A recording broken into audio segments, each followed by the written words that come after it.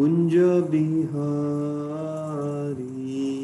जय राधा माधवा कुंज बिहारी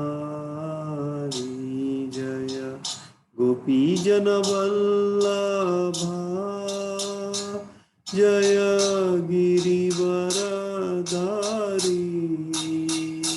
जय गिरिवरधारी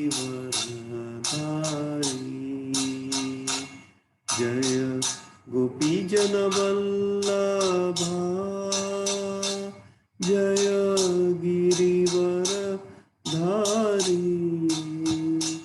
जय गिरिवरधारी जय यशोदानंदन जय व्रज जनरंजन जय व्रज जनरंजन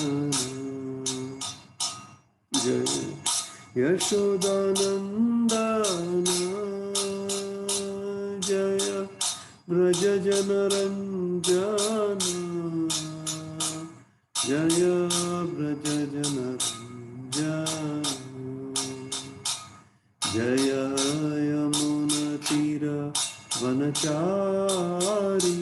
जय कुंज बिहारी जय यमुनतीरवनचारी जय कुंज बिहारी जय यमुनतीरवनचारी जय कुंज बिहारी जय यमुनतीरवनचारी जय कुंज बिहारी जय राधा माधवा जय कुंज बिहारी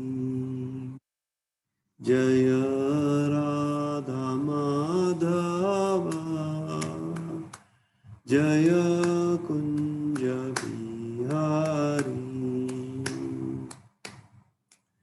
श्री श्री राधा नील माधव जी की जय।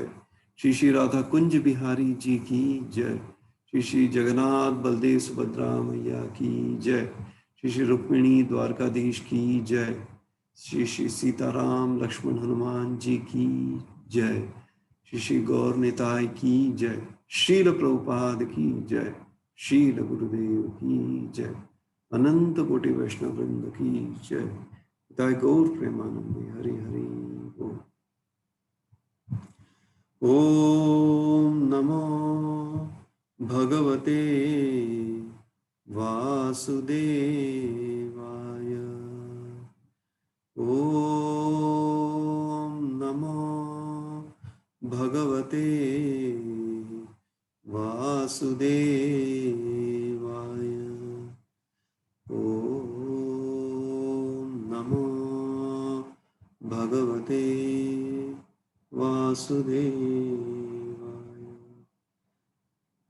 नारायणं नमस्कृत्य नरं चैव नरोत्तमं देवीं सरस्वतीं व्यासं ततो जयमुदीरये।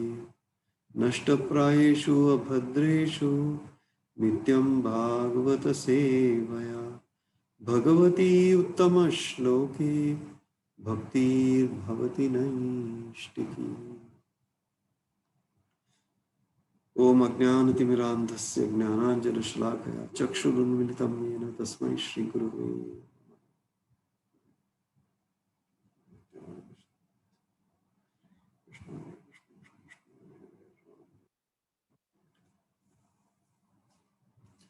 हरे कृष्णा प्रभु, हरे कृष्णा माता जी। हरे कृष्ण प्रभु। हरे कृष्णा प्रभु। हरि बोल। So today we'll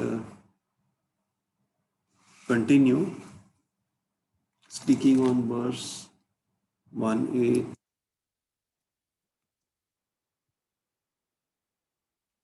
So श्लोक स्कंद नंबर 1, 8वां अध्याय और 21वां श्लोक, इस पर हम चर्चा जारी रखेंगे आज। तो पिछले बार कंप्लीट नहीं हुआ, तो विल जस्ट कंटिन्यू। तो ये श्लोक, लेट अस रिसाइट द श्लोक फर्स्ट। कृष्णाय वासुदेवाय देवकी नंदनाय च नंदगोप कुमाराय गोविंदाय नमो नमः। कृष्णाय वासुदेवाय देवकी नंदनाय च नंदगोपकुमाराय गोविंदाय नमो नमः। गोविंदाय नमो नमः।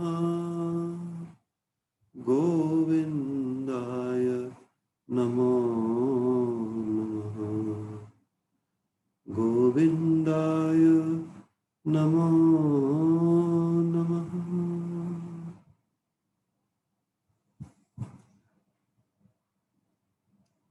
इस श्लोक का अनुवाद पढ़ते हैं। अतः मैं उन भगवान को सादर नमस्कार करती हूँ जो वसुदेव के पुत्र, देवकी के लाडले, नंद के लाल तथा वृंदावन के अन्य ग्वालों एवं गौवों तथा इंद्रियों के प्राण बनकर आए हैं।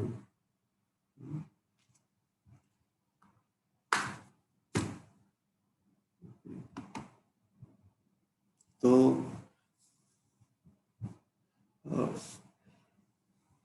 कुंती माता की भक्ति साधारण भक्ति नहीं है, तीव्र तीव्र भक्ति है। तो पिछले बार हम कृष्णाया और वासुदेवाय दोनों पर चर्चा किए थे। अब देवकी नंदन, दूसरे लाइन देवकी नंदन के बारे में चर्चा करेंगे। हाँ, तो ये भक्ति तीव्र भक्ति है, जैसे कि द्रौपदी की भक्ति। हाँ, जब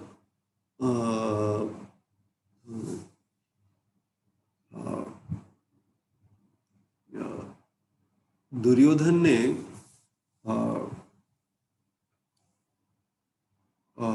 ये द्रौपदी को बुलाया इन द कोर्ट को क्या बोलते हैं, कचहरी, कोर्ट में, किंग्स कोर्ट। तो बुलाया तो दुशासन ने द्रौपदी के बाल खींचकर द्रौपदी को कोर्ट में पेश किया। तो फिर उधर सब बैठे थे, कौरव पांडव, सब मंत्री लोग, सब धृतराष्ट्र सब बैठे थे। तो दुर्योधन ने दुशासन को द्रौपदी का वस्त्र हरण करने को कहा। तो जब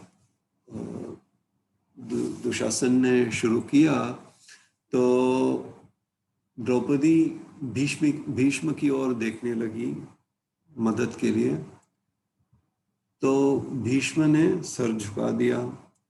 फिर द्रोण के तरफ देखी तो द्रोण ने भी सर झुका दिया। फिर पांडवों की तरफ देखी द्रौपदी ने, तो पांडवों ने भी नहीं देखा द्रौपदी की तरफ। तो अभी द्रौपदी के पास कोई चारा नहीं था, हाँ, सिवाय कृष्ण को पुकारने का। तो उसने दोनों हाथ ऊपर करके गोविंदा को बुलाया। तो तब गोविंद कृष्ण रुक्मिणी के साथ भोजन ग्रहण कर रहे थे। तो कृष्ण के द्रौपदी के पुकारने का सुनकर कृष्ण तुरंत खड़े हो गए और द्रौपदी की सहायता के लिए चले गए। तो फिर असंख्य साड़ी उन्होंने द्रौपदी को दिया, तो इस तरह द्रौपदी की लाज बचाई। तो ये द्रौपदी का तीव्र भक्ति था, जिसके कारण कृष्ण स्वयं जाकर द्रौपदी की सहायता की। इसी तरह कुंती माता की भक्ति भी वैसे ही इतनी ही तीव्र भक्ति थी। इसी भक्ति से उन्होंने इस श्लोक का पाठ किया, कृष्णाय वासुदेवाय, कृष्ण के नाम का उच्चारण किया। तो कृष्ण ने स्वयं कुंती के पैर छुए। कृष्ण जो भगवान हैं, कुंती के पैर छुए। तो इस तरह कृष्ण रेसिप्रोकेट करते हैं भक्त के साथ। देवकी कारागार में थी, कंस के कारागार में वसुदेव के साथ, और देवकी को मालूम था कि अभी जो भी बच्चे का जन्म होने वाला है, उसको कंस तुरंत मार देगा। तो उन्होंने एक बच्चे को जन्म दिया, पहला वाला, और बच्चे को अपने कोख में 9 महीने के लिए रखा था। और जन्म होने के बाद तो देवकी बहुत खुश हो गई और बड़ी स्नेह से बच्चे को देखने लगी। फिर कंस आया, बच्चे को अपने हाथ में लेकर मार दिया पत्थर के ऊपर, और देवकी के आंखों के सामने बच्चे को मार दिया। तो आप सोच सकते हैं कितना दुख सहन किया देवकी ने। लेकिन देवकी एकदम मुक्त आत्मा थी, मुक्त, लिबरेटेड सोल, तो ऐसे नहीं कि उसके इंद्रिय वश में नहीं थे, इसीलिए उन्होंने बच्चों को जन्म दिया। नहीं, देवकी ने अपनी मर्जी से बच्चों को जन्म दिया। एक और बच्चे को जन्म दिया, फिर तीसरे, फिर चौथे, पांचवें, छठे, इतने बच्चों को जन्म दिया। सभी बच्चों को कंस ने मार दिया। फिर 7वां बच्चा को जन्म दिया, वो थे बलराम जी। योगमाया ने कृष्ण के आदेश अनुसार बलराम जी को देवकी के कोख से रोहिणी के कोख में ट्रांसफर किया। तो लोग सोचने लगे कि ये देवकी का मिसकैरेज यानी कि अकाल प्रसव हुआ था, लेकिन ऐसा नहीं हुआ था। बलराम जी रोहिणी के कोख से जन्म लिए, और रोहिणी भी वसुदेव की पत्नी थी। और उसके बाद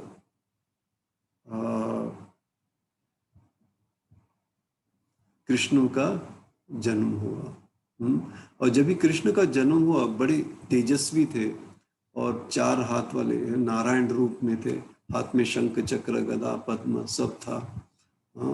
और कृष्ण ने देवकी और वसुदेव को कहा कि मुझे अभी लेके जाओ यशोदा और नंद महाराज के घर में, गोकुल वृंदावन में, और वहाँ पे यशोदा का एक बच्चा है, उसके साथ उसको बदल दो। वो उसका बच्चा तुम लेके आ जाओ इधर, आप लेकर आ जाइए इधर, और मुझे वहाँ पर रख दीजिए। तो देवकी ये भी करने को तैयार थी, क्योंकि ये कृष्ण की इच्छा थी। देवकी को पता था कि 8वां बच्चा कृष्ण होगा। इसीलिए वो दुख भुगतने के लिए तैयार थी। हर साल एक बच्चा को कंस मार रहा था। फिर भी वो दुख भुगतने के लिए तैयार थी, क्योंकि वो जानती थी कि कृष्ण का जन्म होने वाला है। हाँ, और ये उसका सेवा था भगवान को इस भौतिक जगत में प्रकट करने का। और फिर इतना सब कुछ त्याग करके, हाँ, तो उसने, देवकी ने कृष्ण को सिर्फ कुछ क्षण के लिए देखा, और फिर कृष्ण देवकी और वसुदेव को छोड़कर चले गए। हाँ, वो देवकी को जेल में छोड़ दिए और वृंदावन में खेलने के लिए गोपा और गोपी के साथ खेलने के लिए चले गए। हाँ, और कभी कभार देवकी को अपने पुत्र के बारे में कुछ खबर मिलता था। तो ये त्याग देवकी को करना पड़ा ताकि कृष्ण का जन्म हो। हाँ, इसके लिए, उसके द्वारा। हाँ, ऐसे नहीं कि कृष्ण उसके साथ क्रूर थे, ऐसे नहीं था। अभी जब भी कोई सेवा करता है, कोई दुख का सहन करता है अपनी सेवा में, तो वो भी खुशी ही होती है भक्त के लिए। तो वैसे ही देवकी ने देवकी ने भी खुशी में महसूस किया, क्योंकि वो जानती थी कि ये मेरा सेवा है कृष्ण के लिए। और इसीलिए पूरा दुनिया देवकी का के महिमा का गुण गाता है। हाँ, और अब उनकी त्याग का सराहना करता है। हाँ, और कृष्ण एकदम सबसे उत्तम सोर्स को क्या बोलते हैं, स्रोत, खुशी के स्रोत थे कृष्ण। देवकी नंदनाय च, वो कृष्ण देवकी को आनंद देते थे, देवकी नंदनाय च। तो ऐसे थे देवकी माता। हाँ, तो नंद गोप कुमाराय, उसके बाद देवकी नंदनाय च नंद गोप कुमाराय। जब कृष्ण वृंदावन गए तो उन्होंने एक एकदम साधारण सा व्यवसाय अपनाया, एक ग्वाले का। तो जब भी वो छोटे थे नंद महाराज के घर में, उन्होंने सब ब्रजवासियों का दिल जीत लिया। हाँ, कभी जब नंद महाराज घर लौटते थे, हाँ, गायों को चराने ले जाते थे, और जब वापस शाम को लौटते थे, तब यशोदा कहती थी कृष्ण को, तुम्हारे पिता अब आ रहे हैं। हाँ, तो कृष्ण जब सुनते थे कि उनको सुनाई दिया कि पिताजी आ रहे हैं, नंद महाराज आ रहे हैं, तो वो क्या करते थे, इतने छोटे थे कृष्ण, तो नंद महाराज के जो सैंडल थे, वो अब एकदम बहुत बड़े प्रयास करके उसको उठाते थे और अपने सर में डालकर बहुत परिश्रम करना पड़ता था उनको। एकदम छोटे बच्चे थे और जब कभी भी गिर सकते थे, ऐसा लगता था कि कभी भी गिर जाएंगे। और फिर ऐसे लेके नंद महाराज के पास जाकर उनके चरणों के पास रख देते थे और कहते थे, ओके मेरे प्रिय पिताजी, हाँ, आपका स्वागत है घर में। तो ऐसे कृष्ण कहते थे। हाँ, तो और कृष्ण गोपगणों के साथ जाते थे खेलने के लिए। हाँ, तो गोपगण उनके ऊपर कूदते थे, उनको चिढ़ाते थे, उनके साथ प्रसाद खाते थे। और गोपी कृष्ण को नचाती थी, सब गोपियाँ। हाँ, तो गोपी कहते थे थोड़ा तुमको मक्खन चाहिए तो नाचो। हाँ, लेकिन कृष्ण को मजा आ रहा था ये सब in all this A pass time में। हाँ, तो जो मायावादी हैं उनको भगवान जैसा बनना है। हाँ, लेकिन हम यहाँ देखते हैं कि ये भक्त भगवान से भी अच्छे हैं, हाँ, बेटर देन गॉड। भगवान उनके अधीनस्थ हो जाते हैं, हाँ, भक्त के। तो कृष्ण की नजर में यही सबसे उत्तम स्तर है, भक्त का स्तर सबसे उत्तम है। हाँ, तो नंद गोप कुमार आय, यही है, गोप कुमार आए, नंद के लाडले और गोप कुमार के प्राण कृष्ण। फिर उसके बाद नंद गोप कुमाराय गोविंदाय नमो नमः। गोविंदाय नमो नमः, गो का अर्थ क्या है? इंद्रिय। हाँ, अभी इंद्रिय क्या चाहते हैं? हमेशा आनंद चाहते हैं इंद्रिय। और गोविंद का अर्थ क्या है? जो इंद्रियों को आनंद देता है। अभी मनुष्य अपने इंद्रियों की तृप्ति करने के लिए क्या करता है?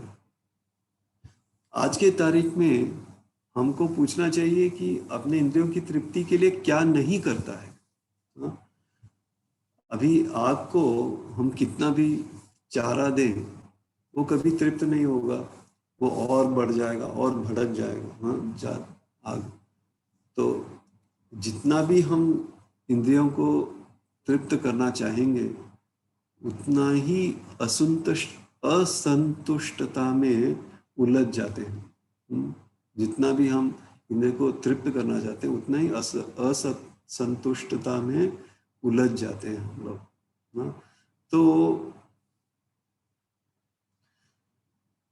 तो अगर हम इस दुनिया में हम इस शरीर और इस इंद्रियों से खुशी या आनंद पाना चाहते हैं, तो ये पागलपन है, क्योंकि यार कभी होगा नहीं, ये कभी होएगा ही नहीं।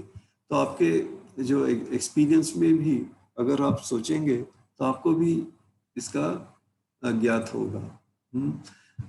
लेकिन हम ये इंद्रिय को भगवान की सेवा में डालेंगे। हाँ, तो ये चैतन्य मध्य लीला में भी है, ये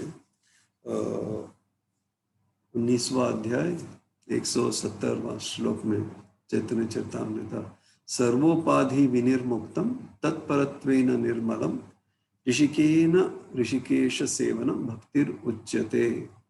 सर्वोपाधि विनिर्मुक्तम तत्परत्वेन निर्मलम ऋषिकेन ऋषिकेश सेवनम भक्तिर उच्यते।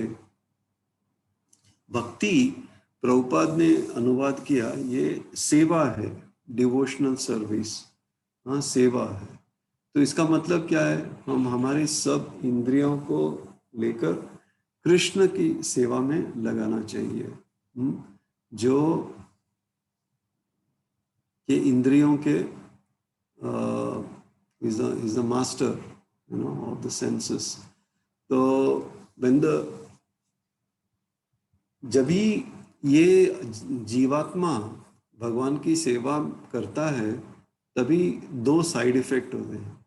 एक तो क्या है, एक इफेक्ट क्या है, हम ये सब जो भौतिक पद उपाधि है, उससे हम मुक्त हो जाते हैं। हम ये हैं, हम इंडियन हैं, अमेरिकन हैं,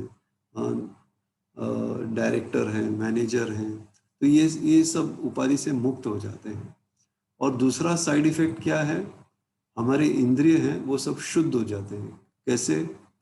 भगवान की सेवा में लगाकर। तो ये है। हाँ, तो हमारे इंद्रिय शुद्ध हो गए। हाँ, इंद्रिय शुद्ध होने के बाद हमको सच्चा आनंद का एहसास होगा, सच्चा आनंद का। तो कृष्णा हमको ये आनंद देने के लिए तैयार है, लेकिन हम स्वीकारने के लिए हमको तैयार होना चाहिए। लेकिन हाँ, कृष्ण तो हमेशा तैयार है। तो ये एक हुआ गो का अर्थ। दूसरा अर्थ है, गो का अर्थ है गाय। गाय को हम माँ का स्थान देते हैं। माँ का स्थान।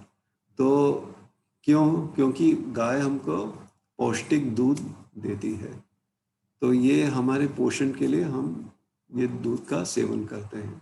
तो इसीलिए गाय को माँ कहते हैं, माता, माता का दर्जा दिया जाता है। और ये दूध बहुत उपयोगी है हमारे दिमाग, दिमाग के जो टिश्यूज हैं, ऊतक हैं, उनका विकास और उत्थान के लिए। इससे हमको जो ज्ञान है भागवतम में, भगवद गीता में, उसका हमको समझ आएगा। तो और दूध से और एक चीज, हमको घी भी मिलता है। तो घी से क्या करते हैं ब्राह्मण, क्या करते हैं, यज्ञ करते हैं। किसके लिए? मानवता की उन्नति के लिए यज्ञ करते हैं। हाँ, और ये इस बड़े योगदान के कारण कृष्ण बहुत मेहरबान है गाय की तरफ, और जो गाय की सम्मान करते हैं उनके तरफ। तो ये हुआ दूसरा अर्थ गो का। पहला अर्थ था इंद्रिय, दूसरा गाय, और तीसरा गो का अर्थ है भूमि, लैंड। ये गो का ये भी और एक और अर्थ है। हाँ, ये धरती हमारी माँ है। हाँ, और गोविंद ये धरती को आनंद देता है ना, गोविंद। और आज की दुनिया में हम तो धरती को कोई आनंद नहीं देते। हाँ, कृष्णा को बहुत गुस्सा आता होगा, हम ये धरती को खोदते हैं तेल के लिए, हाँ, बहुमूल्य रत्न पाने के लिए, धातु पाने के लिए खोदते हैं हम लोग धरती को। हाँ, और ये जो रत्न और धातु हमको मिलता है वो भगवान की सेवा में कहाँ लगाते हैं हम लोग। और ये धरती को प्रदूषित करते हैं। हाँ, हवा को, पानी को, सब कुछ प्रदूषित करते हैं। और हम बम गिराते हैं धरती के ऊपर। हम ये जो न्यूक्लियर वेपन है, सो क्या कहते हैं, हथियार, परमाणु हथियार, हाँ, धरती पर डालते हैं। और जो न्यूक्लियर वेस्ट है, जो ये सब हम बनाते हैं हथियार, उसके बाद जो बचा कुचा रहता है वो सब हम धरती में गाड़ देते हैं। हाँ, और धरती में बहुत सारे युद्ध होते हैं। हाँ, तो धरती में जब ये युद्ध होता है तो धरती माँ तो देखती है अपने बच्चे गिर रहे हैं, मर रहे हैं, हाँ, और खून खून से लथपथ है। किस माँ को अच्छा लगेगा ये देखने के लिए? हाँ, और ये रणभूमि और कुछ नहीं है, ये धरती माँ का अंग है, ये रणभूमि। हाँ, और इस धरती पर हम कितने हजारों पशुओं का हत्या करते हैं, और ये पशुओं का खून भी गिरता है धरती के ऊपर। हाँ, तो इस तरह हम कैसे हम धरती माँ को खुश रख सकते हैं? ये ठीक नहीं है। इसलिए कृष्णा खुद आके हमको दिखाते हैं कैसे एक सिंपल सी जिंदगी जीना चाहिए, कैसे हमको धरती का सम्मान देना चाहिए। वो ग्वाला के रूप में आते हैं, हाँ, और हमको दिखाते हैं। हाँ, तो महाराज भी कहते थे इतना अब हमारे जिंदगी को कॉम्प्लिकेट नहीं करना चाहिए। तो we should keep it simple life. हाँ, तो इसलिए कुंती माता कहती है simply cooperate with the will of Govinda. हाँ, अभी कृष्णा का जो इच्छा है उसके साथ सहयोग करो। हाँ, उसी में हमारा आनंद है, उसी में हमारी सब इच्छाओं की पूर्ति हो जाएगी। तो महाराज कहते थे कॉपरेट यानी कि you operate and I operate and then we cooperate. तुम भी करो, हम भी करेंगे, हाँ, सेवा करेंगे, और इस तरह हम एक दूसरे के साथ मिलजुल कर, हाँ, भगवान की अच्छी तरह से सेवा करेंगे। तो ऐसा करना चाहिए। So and this is the way. लेकिन अगर हम ऐसे नहीं करेंगे तो हमने जो अभी सुना, हाँ, धरती को प्रदूषित कर देंगे, तो अगर कृष्ण के सेवा में नहीं लगेंगे तो फिर हमारे इंद्रिय के सेवा में लग जाते हैं हम, है कि नहीं? तो फिर सर्वनाशी होता है, जैसे हमने अभी सुना। तो अभी हम कृष्ण को कैसे आनंद दे सकते हैं और कृष्ण में कैसे आनंद पा सकते हैं? गोविंदाय गोविंदाय। तो ये बहुत सिंपल है, साधारण सिंपल थिंग, सरल है। पहला कदम क्या है? हाँ, जो भगवान को प्रिय हैं उनके साथ संग करना चाहिए। हाँ, तो हम कृष्ण को कैसे आनंद दे सकते हैं और कृष्ण में कैसे आनंद पा सकते हैं? तो उसके लिए क्या करना चाहिए? पहला, हमको जो भगवान के प्रिय हैं उनके साथ संग करना चाहिए। तो इस तरह से हम सीख सकते हैं कि हम कैसे भगवान को प्रिय हो सकते हैं। साधु संग सर्वशास्त्र कोय, लव मात्र साधु संग सर्व सिद्धि होय। तो सिर्फ एक क्षण का संग पाने से हमको पूरी कामयाबी मिल जाती है हमारी जिंदगी की।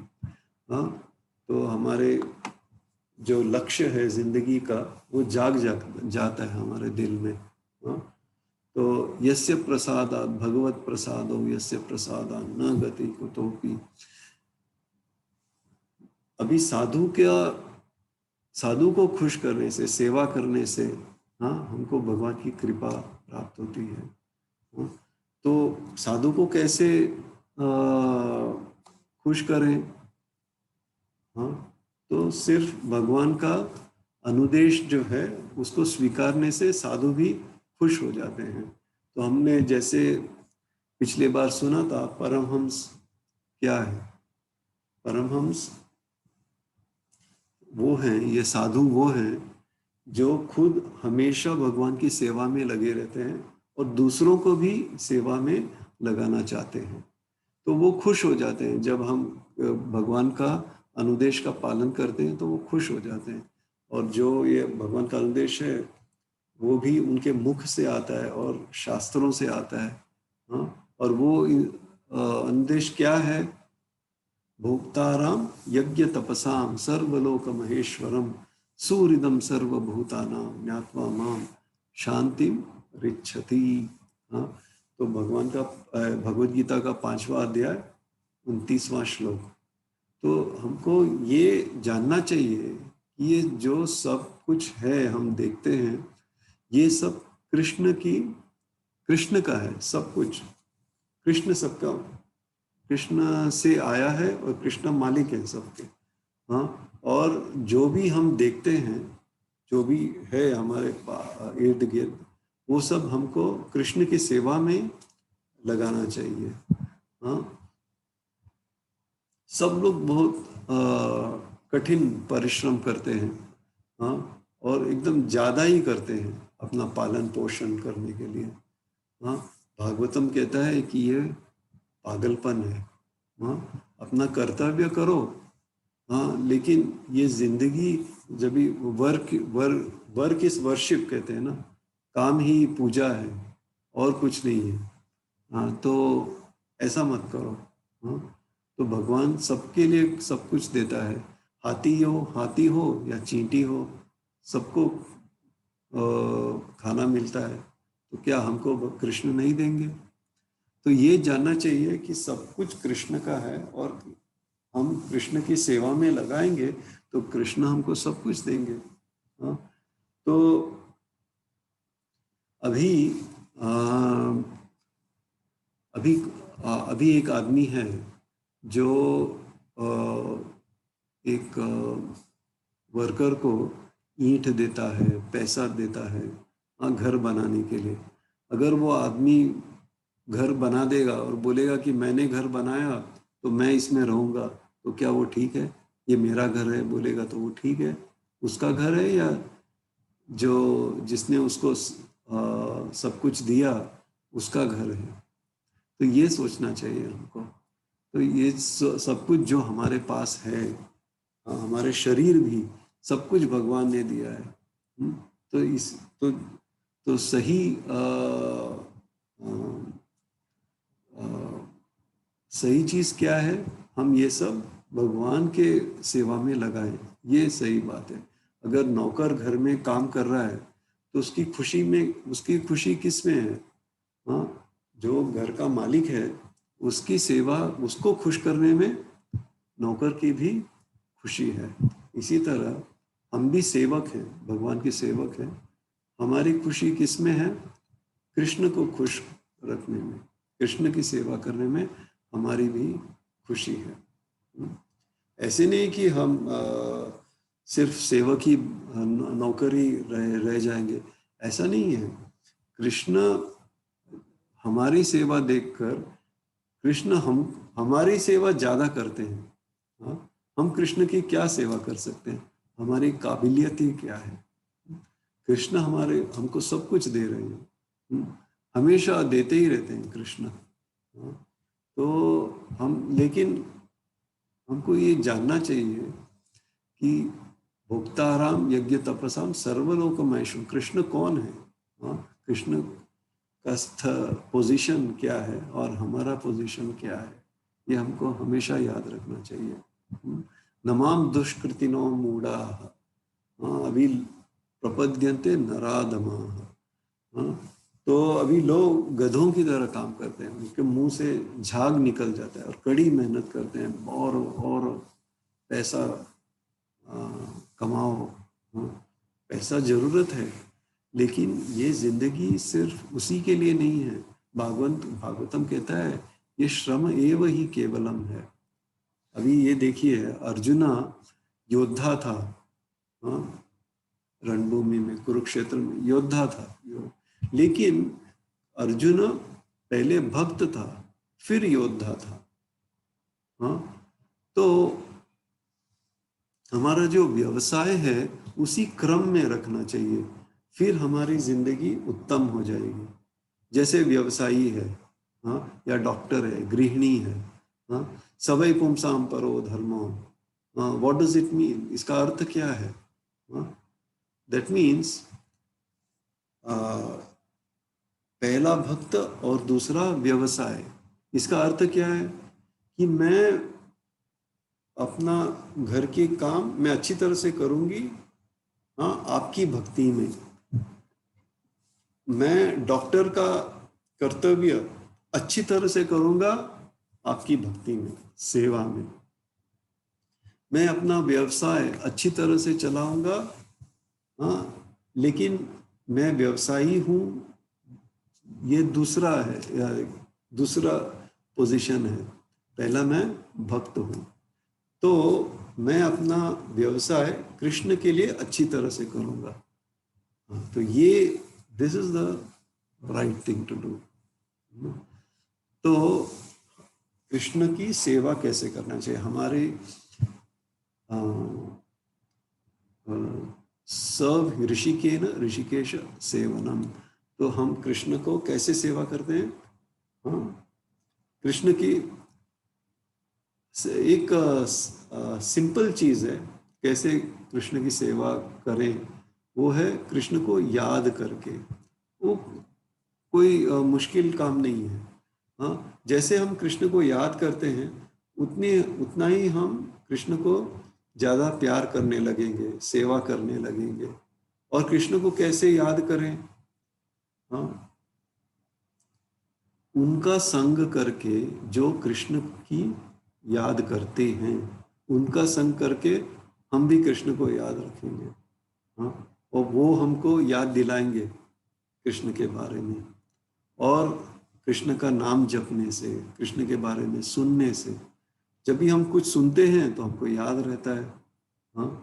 श्रवणम कीर्तनम विष्णु स्मरणम। तो सुनने से शुरू होता है कि नहीं? श्रवणम कीर्तनम विष्णु स्मरणम। तो भागवतम कहता है कि नष्ट प्रायेषु अभद्रेषु नित्यम भागवत सेवया।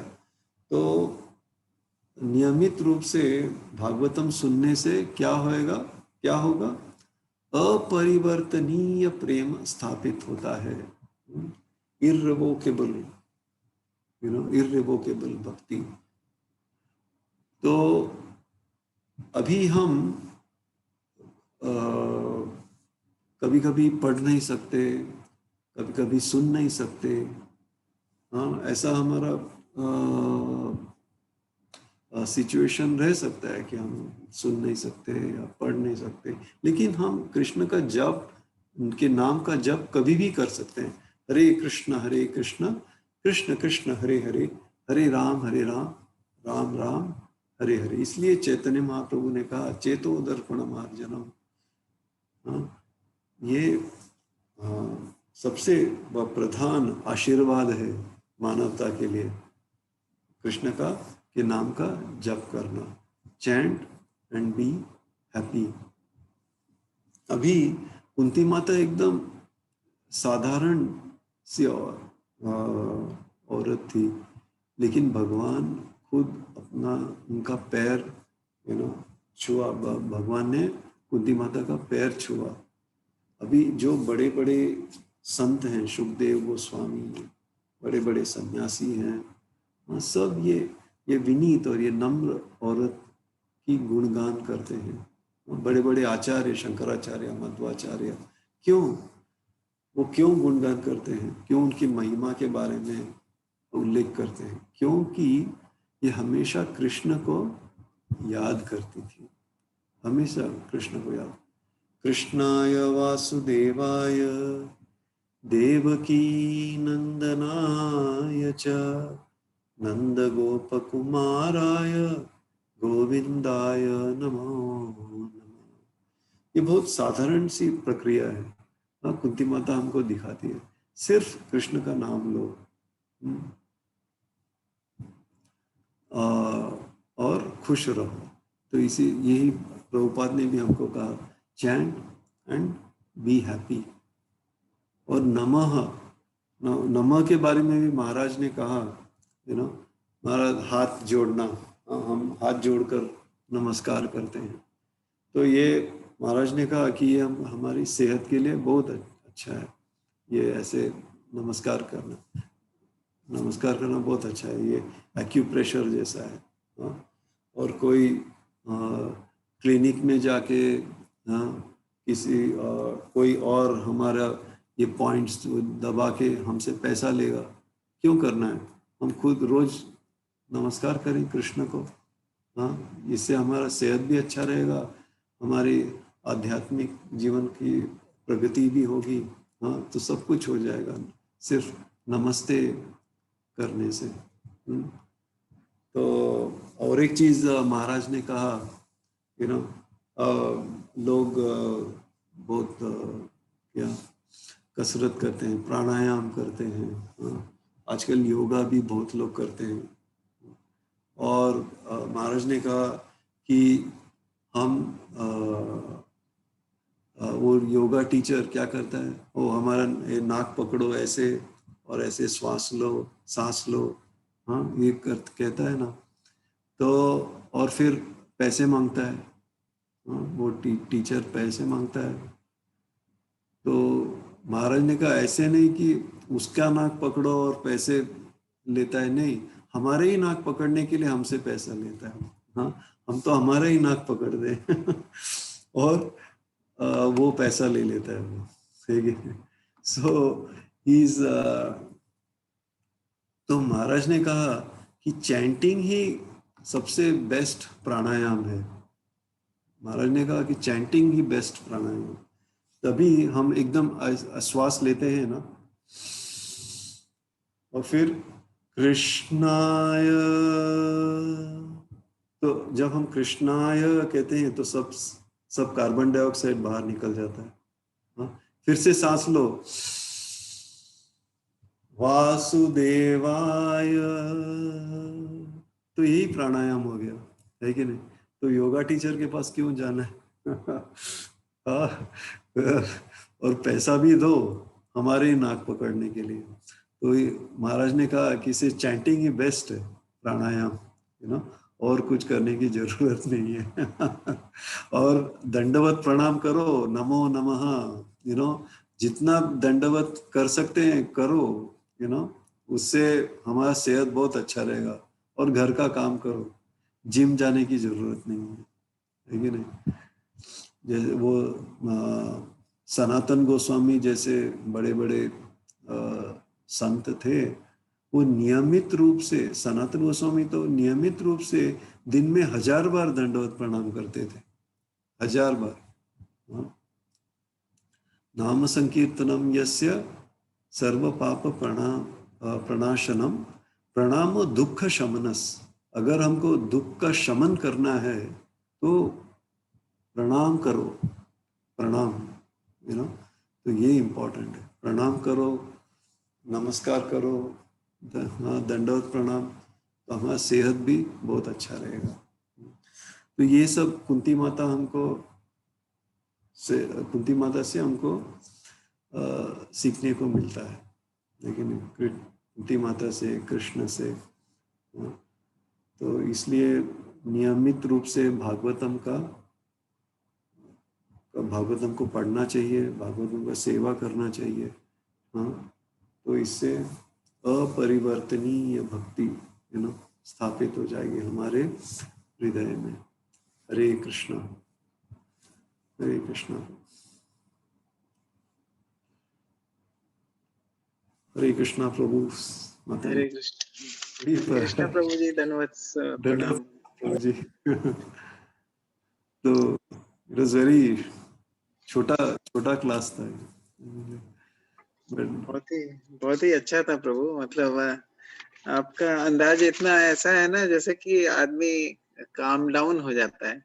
हम लोग आपने जैसा कि कहा कि हम लोग बहुत भाग दौड़ में लगे रहते हैं, जरूरत से ज्यादा ही काम करते हैं। करेक्ट। तो हमको उसकी टाइम कोई जरूरत नहीं है। हाँ, कुछ करने के लिए। तो आपने ये बहुत अच्छा लगा, आपने कहा कि पहले हम भक्त हैं, बाद में बाकी कुछ है।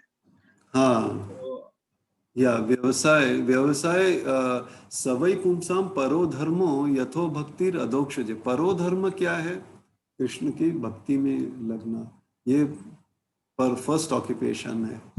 Second occupation is our work, because this is our, ये अपना नेचर है, that we are the soul, our nature is to सर्व।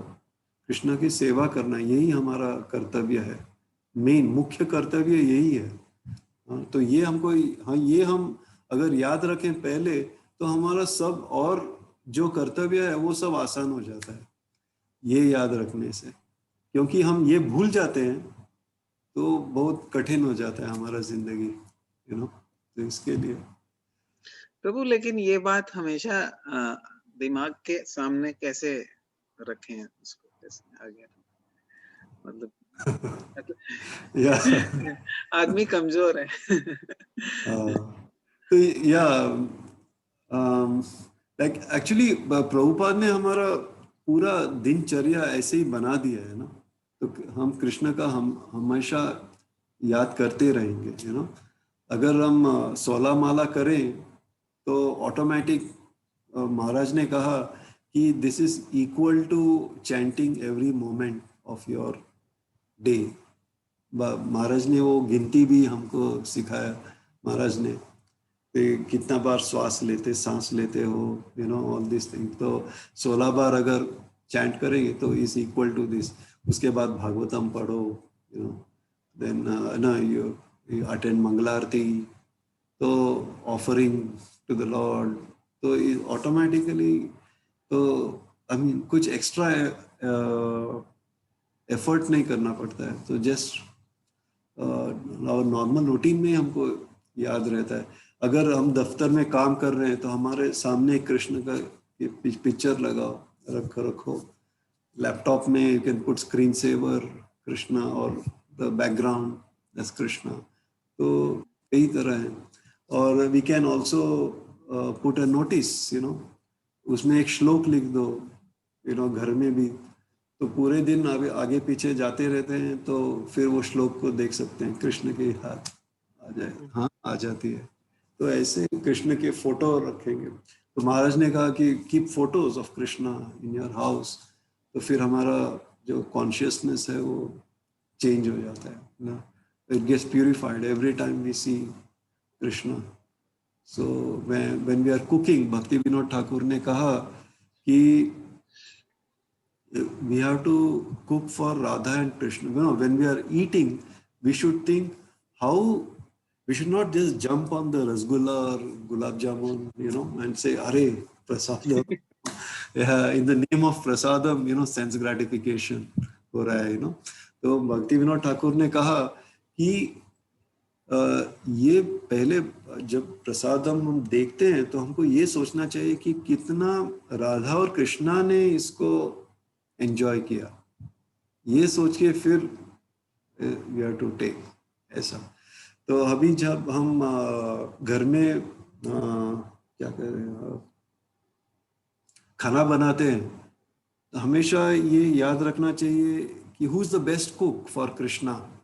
अभी हम कृष्ण के लिए खाना बनाते हैं, तो who is the best cook? Radha Rani, correct. Yashoda भी राधा रानी को बुलाती थी घर में, क्योंकि because she knows what is the best for Krishna, and Yashoda used to tell Radha Rani, you cook for Krishna, she used to call her. So we should always remember, okay, Radha Rani, please let me cook so that the food is the best what Krishna likes. So as you're cooking, we should think like that actually, and just remember Radha and Krishna. And even when you're putting salt, Radha Rani, just let me put enough salt which Krishna will like that. So if you cook like this, तो इस mood में तो full day हमको कृष्ण का याद रहता है actually, पूरा दिन ऐसे, and then as we cook, as we eat, as we do anything, and as we cook, खाना बनाते समय कीर्तन ऑन करो। अभी मैं ऑफिस से आता हूँ तो तुरंत मेरा यूट्यूब ऑन हो जाता है, कीर्तन और lecture is on continuous till I go to sleep, it is on only. तो कीर्तन is on, so that way वो एटमॉस्फियर वैसा ही रहता है ना, फुल, इट्स वेरी। तो महाराज ने हमको स्पेशली कहा कि तुम्हारे घर में और कुछ वाइब्रेशन नहीं होना चाहिए सिवाय भगवत गीता, भागवतम और चैंटिंग। तो सो इस तरह हम कृष्ण की हमेशा याद रख सकते हैं एक्चुअली, या स्मरण, सुनने स्मरण, लाइक जैसे हम लोग ने सुना, पहले सुनना चाहिए। तो और एक चीज है स्मरण। हाँ, आपने पूछा ना प्रभु, ये महाराज ने बहुत एक इम्पोर्टेंट पॉइंट कहा था, तो मैंने लास्ट टाइम भी ये पॉइंट बोला था। ये महाराज ने कहा कि obedience is the greatest remembrance of Krishna.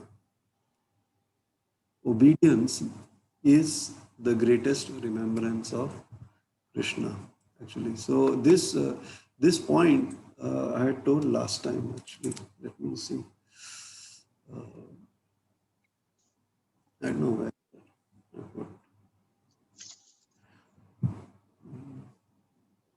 Obedience is the greatest remembrance of Krishna.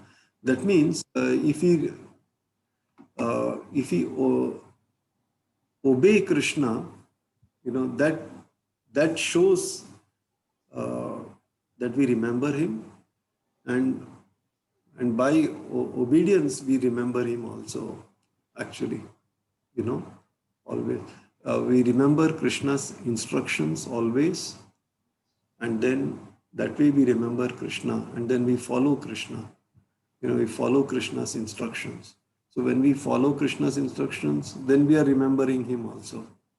So it goes together. Maharaj says, obedience means remembrance of Krishna. Yes, sir. So because if you remember Krishna, you will obey him. And if you obey Krishna, you will remember him. I think it's both ways, actually, it works. Maharaj said that. हरे कृष्णा प्रभु जी, दंडवत प्रणाम। Hare Krishna, Dandavат Pranam Prabhuji. This Prabhu's classes are really good, no? तो एक चीज मुझे बहुत ही अच्छी लगी आपके इस प्रवचन में, जो अभी आपने सुना, एक बहुत अच्छी चीज मुझे उसमें सुनाई दी और समझ में आई, जो आपने बताया कि देवकी माता वास्तव में भगवान श्री कृष्ण को प्रकट करने की सेवा कर रही थी। हाँ, वो उनकी तपस्या थी। उन्होंने पिछले जन्मों में तो तपस्या किया ही था, इस हाँ, जन्म में भगवान के लिए उन्होंने और ज्यादा तपस्या की है वास्तव में। और correct. ये वो जो कष्ट उठा रही थी, वो वास्तव में कष्ट नहीं, उनकी सेवा थी। ये बहुत ही अच्छा लगा मुझे कि हाँ, माता देवकी जो है वो भगवान की सेवा कर रही थी किसी भी परिस्थिति में, क्योंकि correct. उनको भगवान को करना था। और सेवा में हमको आनंद ही आता है प्रभु, कष्ट नहीं आता है। हाँ, सुसुखम कर्तुम अव्ययम। तो इसलिए देवकी, ऐसे हमको लगता है कि वो उसने बहुत दुख का सहन किया, लेकिन उसको आनंद भी हुआ कि वो कृष्ण की सेवा में है एक्चुअली। बहुत अच्छा पॉइंट था ये। हाँ, इसको Hare Krishna. हाँ, हरे Krishna. Thank you, Prabhuji, for the nice class. I would like to share some of the points, Maharaj's points regarding this. This is, we had this discussion, Bhagavatam discussion, and these points were shared by Radhika Mataji. Maharaj mentioned that this verse is special and unique because Kunti Devi is simply calling out the names of Krishna and remembering him intensely in this manner. Maharaj told that if we have envy in our hearts, we should chant this verse. Because Kunti Mata is simply calling the name and remembering. So this, whenever we have envy in our heart, we should chant this verse. Yeah. Maharaj mentioned this. And there are many other points. So then Maharaj also said that he was very kind to Vasudeva and Devaki, in fact, because they were exalted devotees of the Lord, who prayed for lifetimes to have him as their child and readily complied. As you mentioned, Devaki Mata did a lot of tapasya to get Lord Krishna as their son. And he also fulfilled the wish of Devaki to have her 6 dead sons returned to her so that she could breastfeed them and claim them as their mother. That's why Kunti remembers him as son of Vasudeva, because he proved to be a filial son. And the pleasure of Devaki, because although she lived in separation from him for many years, she was always in deep remembrance of him, and he reciprocated in the manner described above, and therefore gave her pleasure. Correct. Thank you for sharing. These good points, actually. Yeah. And one last point, which Maharaj said, that when we meditate on Lord as Govinda, he gives us pleasure when our senses are engaged in his service and his remembrance. Govinda also means he gives pleasure to the cows and land. So wherever Krishna appears, that place and situation becomes pleasing. So we should ensure that by practicing devotional service, Krishna will appear in our lives, and that's how the most challenging situation, he can make things pleasing for us. We must never take for granted this wonderful mercy of the Lord as Govinda.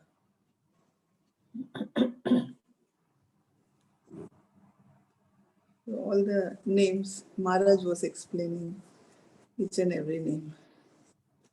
Maharaj said that Prabhupada once said that you just recite these 2 verses, Krishnaya Vasudevaya, and then the next verse, Nama Pankajanabhaya, and then Krishna will be pleased. Prabhupada said that, actually. Just 2 verses you recite, Krishna will be pleased. Krishnaya Vasudevaya and Nama Pankajanabhaya.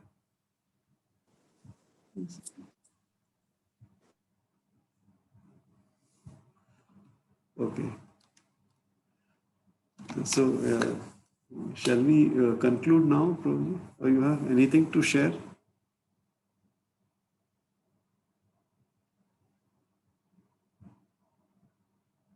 Shall we end, Prabhuji? Yeah, I think we can end. Raj, Bhavik Uh, Prabhu, maybe in Yeah, he's in Rath Yatra, I think. So he Rath told Yatra. me that we'll just end it. Yes, yes. I think Thank you very much, Prabhuji. Hari. so recording, they will stop, is it? हाँ, I think. They will end, no? हम लोग को कुछ करना नहीं. Yeah, I think as soon as you quit it, it will stop. Oh, okay, okay. No, but the recording will go on, right? I don't know. Or we'll save it or not. Okay. Yeah, never mind. It's okay. Okay, Hare Krishna, Prabhu, Dandot Hare Pranam. Krishna for you. Prabhu, I asked one question this about the Parana, Ekadashi. I answered you while I was listening. Oh, okay, okay. I wrote. So actually, the reason, there is no any specific reason. The specific reason is that the Ekadashi itself goes with the planetary arrangements. So whenever there is auspicious time in between, the Ekadashi is observed. As soon as that time, auspicious time or Graha Nakshatra time is over, then Parayan comes. And that is coming on the Dwadashi. So there is no any specific reason why Parayan needs to be done on Dwadashi, because the planetary time ends on that day. No, but they give Paran on that particular time, right? Between this time. Because the time is because of that planetary system. When the nakshatras, they move from Ekadashi to Dwadashi, and that is the time period when it needs to be observed. And many times in scriptures also, the Dwadashi itself is another Brat, like Ekadashi. But that starts in the evening of Dwadashi, and then it goes next day. And many times if the nakshatras, they coordinate to each other, they collide to each other, then many times Ekadashi comes in the Dwadashi day. Both are celebrated at the same time. So it is all the duration of the nakshatras when they are starting and when they are ending. And then they give a certain period which is not going to be interrupting the start of the Dwadashi Brat. Before that, before the Dwadashi Brat, the Ekadashi Brat needs to be taken care. So Parayan needs to be done in between that period. That's why they give a little time period. No, if you do Paran after that, then there's nothing. I mean, it's. So that means you should then continue the Dwadashi Brat also. Yeah, they say that it is less, it should be done within the time specified in the Paran. That's all. Yeah, because of all these auspicious planetary arrangements. Okay. Yeah, I don't think. I mean, I don't know any other reason. So if you have anything, Yeah, must be this only. Yeah, that's what I can think. Yeah. I have not anything. Even I looked at in the Ekadashi book which I have. When I read I didn't find anything in there. That Mahanidhi Swami is written, right? Yeah. Who's written that? I don't know. I also tried to find. I couldn't find. Actually. No, I have that book. I didn't find anything in there. Oh, okay. Yeah. Must be the planetary position. Yeah, I think so, because that happens to be on the Dwadashi, and that period ends there. And I know that Dwadashi Brat is also kept. If you remember the Ambarish Maharaj's story, then that was the Dwadashi Parayan time, and that was a very, very limited period when the Dwadashi was going to start. So that means Ekadashi Brat was supposed to be ended. Otherwise, it will get interrupted, and the Dwadashi will start, another Brat will start. So that's why he wanted to end it at that specific time, but Durvasa Muni was not there at that time. He was not there. So created all that problems. So I think it's just the duration of the planetary system. Okay. Thank you very much, Prabhuji. Hare Krishna. I'll end the Zoom call, Prabhu. Okay. Hare Krishna. Hare Krishna. Hare Hare Krishna. हरे कृष्णा। हरे धन्यवाद। दंडोत प्रणाम।